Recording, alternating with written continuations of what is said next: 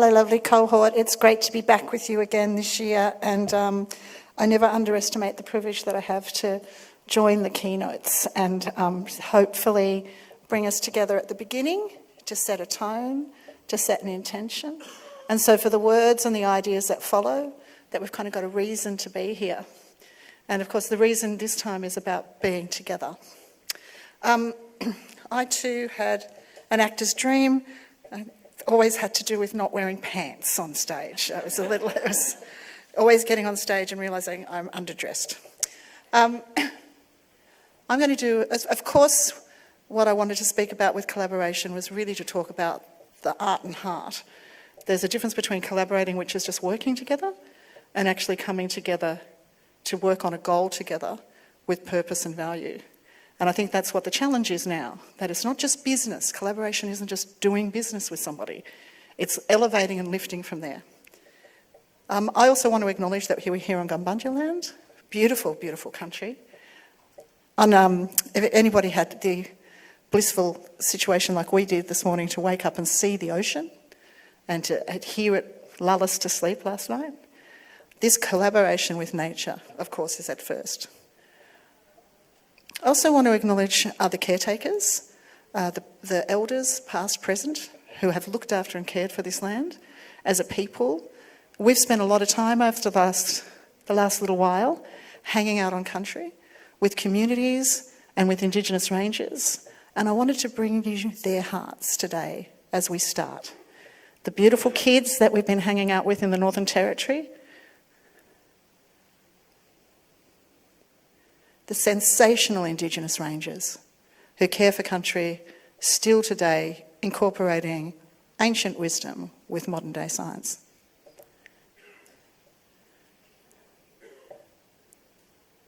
And I never forget the privilege that we have to be able to be collaborating with First Nations people on their dreams and their missions. That's what we do. We don't waltz in and tell everybody what to do. We're there to collaborate. Of course, I pay my respects also to any Indigenous First Nations, to Aboriginal or Torres Strait Islander people here today. I thank you for your wisdom, and I want you to know that it is filtering through. It filters through to my heart every time I speak on country. It changes how I collaborate. If you want to go fast, go alone. If you want to go far, go together. It's a beauty, isn't it? It's such a beautiful quote. And it's a good thing to remember. Because sometimes it is great to go fast and go alone. But in this conversation that we're having today, we need to go far. And that's only going to happen if we can go together. It is beautiful, the conversations that we've had before I've stepped up here today. That conversation that has a resonance with this really important point. That if for this conversation to work, for our industries to work, for our education to work, we truly have to kind of get into ourselves that we are nature. This is a nature story. And our first collaboration happens with nature, with our first breath. That very first breath that we take that's our bond. Here we are. And I think that it's starting to happen. I mean, we're seeing it all over the place where education is leading with this connection with nature first. And that does excite me that it's starting to happen, but we need to supercharge that. And that's what collaboration can do. I've just got some little quotes so we can sort of think, well, what is collaboration? It can be likened to the concept of synergy where the whole is greater than the sum of its parts. It's magical, right? It's that part where when 1 + 1 = 3, and the combined efforts of individuals or groups result in something extraordinary that would be impossible to achieve independently. Now, putting aside my terrible reading of that, really think about this. This is this magical moments that we get, and it is where 1 + 1 = 3. It's powerful collaboration. And then we pool our resources, our knowledge and our perspectives to develop creative ideas, challenging the status quo and ultimately driving change. This is what we're here to do, to drive change. We're not here to do same old, same old. And both Rebecca and Costa made that a point. Same old's not going to get us where we need to go. Collaboration allows for the exchange of ideas and expertise, and when we collaborate, we gain access to new perspectives, knowledge, and skills that can help us find innovative solutions to complex problems. That's what being together does. It breaks down barriers. In a collaborative environment, traditional hierarchies and boundaries fade away, enabling open communication and the free flow of information. Now, this, in turn, fosters a sense of trust and a willingness to take risks, which is essential for innovation. Now, if this isn't happening in your collaboration, you're not doing it right. Yeah? You're just doing business with people rather than doing collaboration. It's not just about working together towards a common goal, it's about the way in which we work together with empathy and trust and respect for each other. That's a really important one, because what we're talking about too is not just collaborating together as an industry, as a cohort, we're talking about collaborating with the community. And that those three words, empathy, trust and respect, has to enter our education, has to enter our discussion. So with community. And there's a little bit of repair work when we talk about all of our Re's. There's a bit of repair work to be done with community around some doubts that they have and what really is going on. And that's not a bad thing. It's just an honest thing, yeah? And I just feel like we're so scared to be honest because it might, rock the bottom line? There's not going to be a bottom line. Forget it. If we can't get in here, bottom line means nothing. So I just think we've got to stop being scared about the business of business and really think about, what are we here for? Where's our bond with nature? Where are we driving change? Where is our legacy? Where are our eyes when we look at the eyes of the children of the world? Can you look straight into them and with your heart, really feel that you're doing the best thing possible for the future of the planet, for them? I know this week we've had lots of conversation, the intergenerational reports coming out about how young people are feeling. It's frightening.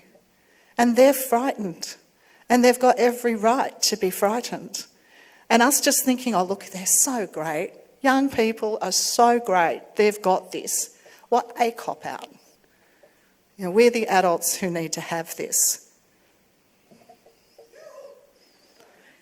Thank you, Kate. Thank you, Kate. Collaboration allows us to achieve more together than we could ever achieve alone. It brings together diverse perspectives and experiences and allows us to tap into the collective wisdom of our communities, business and governments. Another awesome sentence. And what that is diversity. How can I possibly know everybody's personal experience? How can I know what drives people? I can have a bit of a guess, but the best way to do it is collaborating. Deep listening, really listening to find out what is actually going on. That's where great collaboration happens as well. Collaboration allows us to achieve double slide, sorry about that. It's not just about getting more done, it's about achieving better outcomes that are more sustainable, more equitable and more resilient. Once again, if that's not what you're doing when you're thinking you're collaborating, you're not collaborating, you're just doing business together. It takes a team. I'm so lucky that I have this unbelievable team, and not just in front of the camera. The team behind all of the storytelling that we do and all the content we do, we have a shared values system. We are all in this together.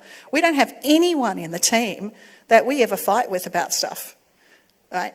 Because we all think the same. Now, that doesn't play well for diversity. We find that somewhere else. But I don't know. We've got people who want to create a better future by working together. To collaborate effectively in business, we need to adopt a collaborative mindset. This means being open to new ideas, perspectives and ways of working. And that can start today. Because here we are, as a group of people gathering for that very reason. So when you start listening, put those goggles on that famously Costa talks about all the time. We talk about them being nature goggles, but this week, put on the collaboration goggles. If you think right now, if you just take a moment to be reflective, where could you supercharge your business by collaborating? Who do you need? Who haven't you got? Who's missing from your story? Who's missing from you being able to create a brighter and better future with the work that you do. I bet you they're here. I bet you they're here in this room. It's a really good starting point to have a think about. And so instead of just kind of having the networking situation, like network with intention. Try and find some of these people. If you're talking to somebody and we're really good at it, we're really good. We can say things like, oh yeah, I'm so into this year. This is what I'm looking for. Because if I don't know it, I probably know somebody who does know it, and I'm very happy to say, hey, have you met John? He's doing that, you know? So make sure that we're collaborating with intention while we're here together. It takes more than fancy software to truly collaborate. While technology can help facilitate collaboration, it's the mindset and the values that underpin collaboration that are truly transformative. Yeah? So when we start talking about this mindset about collaboration, starting to think about the fact that it's about our values, that's what we're talking about. You can get the tools to do all of this stuff are there, absolutely, more than ever. They're not the problem. The heart alignment to the knowledge alignment to the action alignment, that's what we need to be working on. Shared values are at the heart of collaboration. When we work with others, we share our values. We're able to build trust, respect, and understanding. It's really hard to work with people who don't have... It's not impossible, but it's hard when you're battling values. So looking for people who share your values is a really good way of successfully collaborating. Shared values help us to align our goals and objectives and to prioritise our efforts in a way that is meaningful and impactful. And it means being willing to share our knowledge. This is it. This holding on thing, Costa talked about it, you know, this holding on thing. What? Why? The whole world knows everything, right? So why are we holding on? Because it's just puts this massive block into accelerated change. The time, you know, collaboration means shoulder to shoulder, heart to heart, being there, being willing. Being a kind person, being a kind collaborator, you know, understanding naturally what feels like is this person's arena, learning from it, but not take, like we've got to have this trust between each other, you know, and you know what I'm talking about. But if we just still do the whole thing of blocking all the time, we're not going to get to where we need to be. And it allows us to leverage the strength and expertise of others to be open, flexible and willing to listen. And it's not always easy, but it is always worth it. And so those movers and shakers of change, what are they doing? What are the trailblazers doing? How do they, you know, to work within the status quo, but who are constantly looking for new ways to collaborate and achieve their goals? Here they are, the key characteristics of some of these movers and shakers. Have a think about it. Are you one of these people? Are you a mover and shaker? A willingness to take risks and experiment with new ideas and approaches. An ability to think outside the box and challenge traditional ways of working. A commitment to building strong relationships with collaborators based on trust and respect and mutual understanding. A focus on outcomes and results rather than simply following processes and procedures. And an openness to new perspectives and ideas and a willingness to learn from others. A desire to create positive change in the world and the belief in the power of collaboration to achieve this. Now, if you're not that, find people who are to collaborate with. You know, if you think, oh, hang on, we need to be this, or start learning how to be more open. For years now, we've been banging on about it. Connect, understand, act, leading with our heart.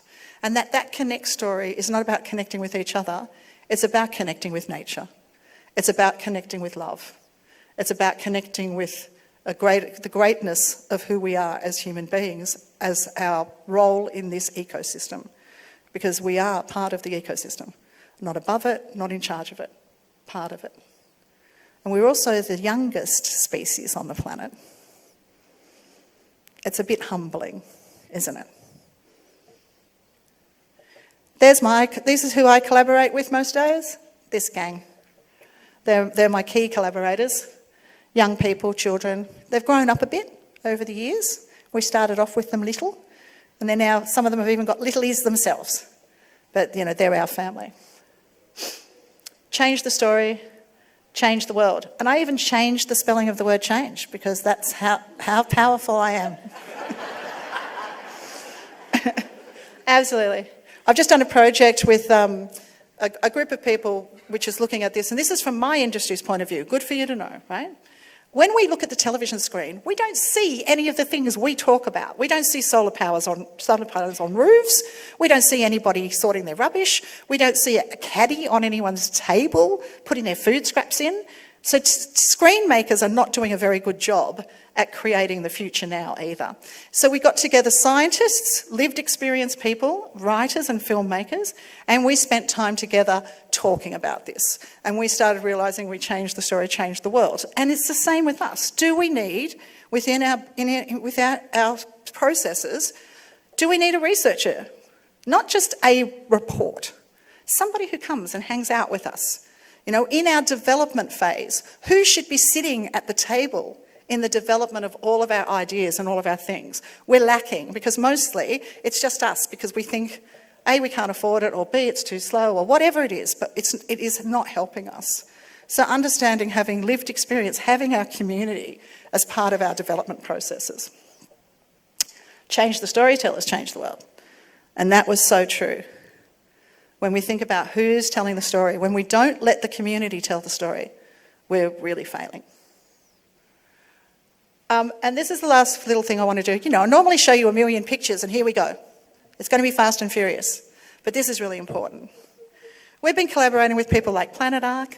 We've been the ambassador for Tree Day. We've been with Oz Harvest, Keep Australia Beautiful, Schools Cleanup Day, Take 3 for the Sea, Earth Hour, Sydney Opera House, ABC, BBC in 128 countries, Ricky from Plastics Oceans Australia, Cool Australia, schools, sustainable schools. We're massive collaborators, right? We love it. A lot of energy, a lot of power in it. But our first and foremost love is the Clarence Valley Council. And you've heard me talk about them so many times. But I want to speak and I want to show you what 10 years of education looks like in Fast Forward. What 10 years of a community that decided that they were going to do things totally different from the way that what they'd been doing. And their results are extraordinary. And I am going to call out Ken Wilson, who has been the project lead on this. And Ken, after 43 years at the council, is Ken in the room today? Where are you, Ken? You'll be hiding somewhere. He's right up the back corner there. 43 years at the Clarence Valley Council. Ken led this. He's been part of my heart, part of the people who have supported us. We didn't do this to make television. We did this to help change the world. And he was one of the very first people who got it and came on board. So I want to give, Ken's known to all of you, he's loved. It may be his last because he's going off and doing much more fun things than waste management. Can we give Ken a huge round of applause?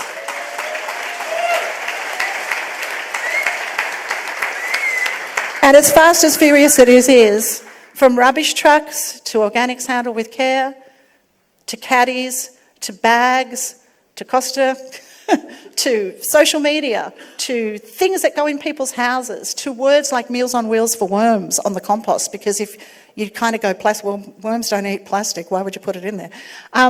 To machines that give out the bags, to compost, the system of composting that is incredibly ridiculous, to our Costas Compost Academy, to compost rocks. All of this we've done at the Clarence Valley, recycling with handle with care. These are our new truck arts that goes, this is what the trucks in the Clarence Valley look like. They educate. All kinds of things. We've got an ELF, which is an early learning facility that the council built at the MRF, which is a place where you can come and love the Clarence Valley, learn about how to do things. It's like a room this big. It's amazing. Who gets to do these things? See, there's stuff like that in it. All kinds of ways to educate. That's my goal. Having that planted outside the landfill, we'll get there. Recycling, food, single-use plastic. It's time to break up. All of these things, FOGO a go-go, having parties, going to the worst neighbourhood in the area and helping them get it right. How icky can you go? Using a spoon in the war against waste. Spending time when times get tough, when the China sword fell, when the red cycle failed. We could stand up there with our loving hearts and say, it's not good enough, but this is where we're at, right? We could have a conversation with the community. We could be honest. We could say it's going to take time because we're trusted and loved in the community. After the bushfires, Our Get Grubby program, which isn't just now in the Clarence Valley, but is in hundreds and thousands of centres across Australia, and then has led into the Great Get Grubby program for families, all started in the Clarence Valley. Reseed, regenerating after bushfires. Regenerate, helping young people to have meaningful and relevant experiences to get over natural disaster, or at least be ready for the next one. Flourish, same thing, resilience projects. And then, yes, we get lovely awards. And yes, but this is all of us. This is everybody. These awards are as much for the Clarence Valley as they were for us. That's the other side of the new art. You might notice, if you've been a big follower of our rubbish trucks, that we now have Costa in the cartoon version of him, which is lovely. The power of collaboration lies in its ability to bring people together, unlock our collective potential, and create a brighter future for the generations to come. It's when 1 + 1 = 3 and we achieve the seemingly impossible. The compost at the Clarence Valley grows food. That was the promise we made to the people when they gave us their food scraps. I'm so proud of that. Thank you so much. Have a great time. Find your collaborators. Listen for all of the beauty. Listen for the gold when you're listening to the sessions. There are so many gorgeous people here. A massive thanks to Rebecca and to Costa for setting the tone for this into being truth-telling honesty with an inspired, courageous, hopeful heart. And together, we can move away from here and make a massive difference in this planet. Go for it.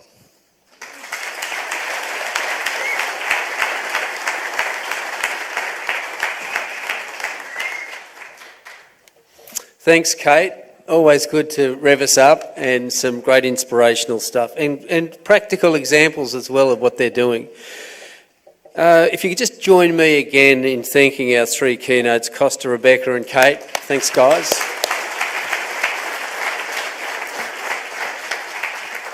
And I was also so glad that Cate mentioned Ken Wilson. Ken is a mate of mine. He's been coming here. He's a bit older than me, actually. He's been coming here since 1996, so he's like our mascot now. But I think he is retiring. Is that right, Ken? Yeah, he's had enough. But yeah, thanks, Ken, for coming along and all the great work you've done in Clarence Valley. It's terrific, so well done. Okay, so just before we break for morning tea, I think you'd know on your name tag it's got the streams that you're in after this. So as I said earlier, this room breaks up and there's TV screens outside that'll tell you what's happening. If you do want as well, there's a conference app that you can download, Waste 2023. It'll tell you everything about everybody, and if you want to connect with other people, there's the ability to do that.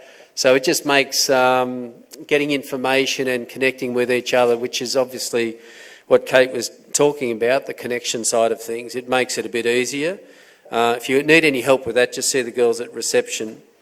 A special thanks also to our major sponsors, the New South Wales EPA, Redirect Recycling, Visi Recycling. Without these guys, this event certainly wouldn't be possible. And a special thanks to our goal sponsors, Epoch, Enviro, Regroup, and the Tyre Stewardship of Australia. Thanks very much for all of your support, everyone.